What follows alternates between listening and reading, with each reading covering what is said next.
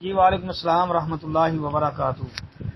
جی یہ محترمہ ایک بہن ہے، ان کا سوال ہے دعائے قنوت کے حوالے سے۔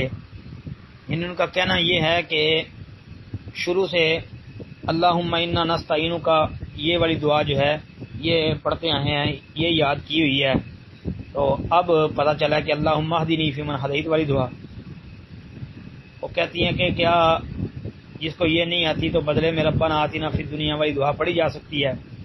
جی محترمہ یہ بات یاد رکھیں ہیں کہ نبی علیہ الصلوۃ والسلام نے جو دعا وطروں کے اندر پڑھنے کے لیے سکھائی ہے وہ دعا جو ہے اللہم اہدنی فی من ہدیت وعافنی فی من عافیت وتولنی فی من تولیت وبارک لی فیما آتیت وقنی شر ما قضیت فإنک تقضی ولا یقضی علیک انہ لا یذل من والیت ولا یعز من عادیت تبارکت ربنا وتعالیت۔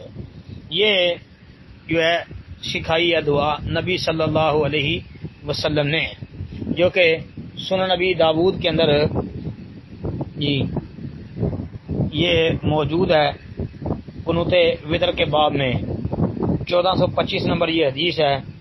ایسے ہی جامع ترمذی کے اندر بھی یہ آئی ہے جی باب ما جاء فی القنوت فی الوتر، یہ 464 نمبر پر۔ اسی طرح امام نسائی رحمۃ اللہ علیہ نے قیام اللیل کے اندر یعنی یہ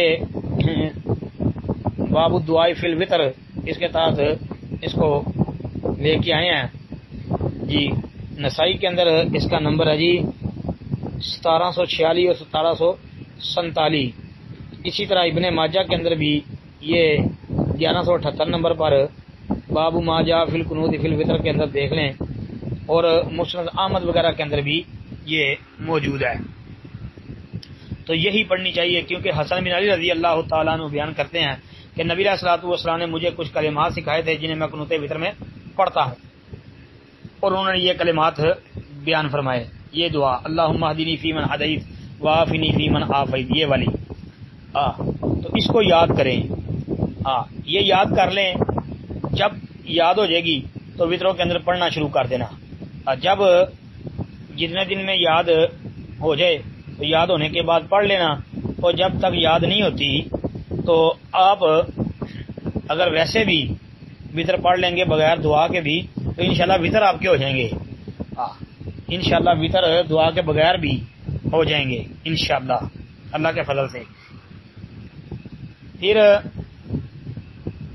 بعض علماء کا خیال ہے کہ اللہم انا نستعینک ونستغفرک، یہ والی دعا جو ہے یہ بھی پڑھی جا سکتی ہے۔ بہرحال یہ دعا بہترین دعا ہے، اس کو پڑھیں۔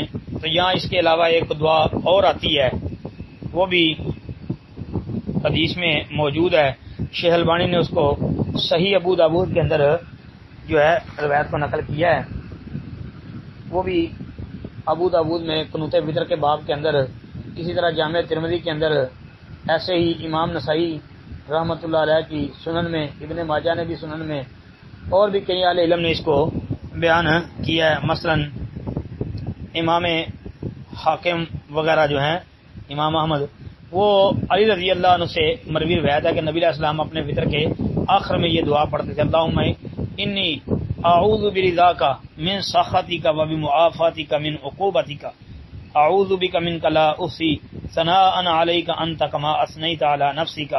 یہ بھی جو ہے کہتے ہیں جی دعا پڑھی جا سکتی ہے۔ بہرحال بہترین اور افضل یہی ہے کہ نبی علیہ الصلوۃ والسلام نے جو دعا سکھائی ہے اللہم اہدنی فیمن ہدیت والی، وہ پڑھ لیں تو وہ زیادہ بہتر ہے۔ باقی جس کو کوئی دعا نہیں آتی وطروں کی، اور وہ اگر اس کی جگہ پہ ربنا آتنا فی الدنیا یہ پڑھتا ہے اور کہتا ہے یہ سنت ہے یا پڑھنا چاہیے، اس کی کوئی دلیل نہیں ہے، اس کی کوئی دلیل نہیں، اس کو پڑھنے کی ضرورت نہیں ہے جی۔ السلام علیکم ورحمۃ اللہ۔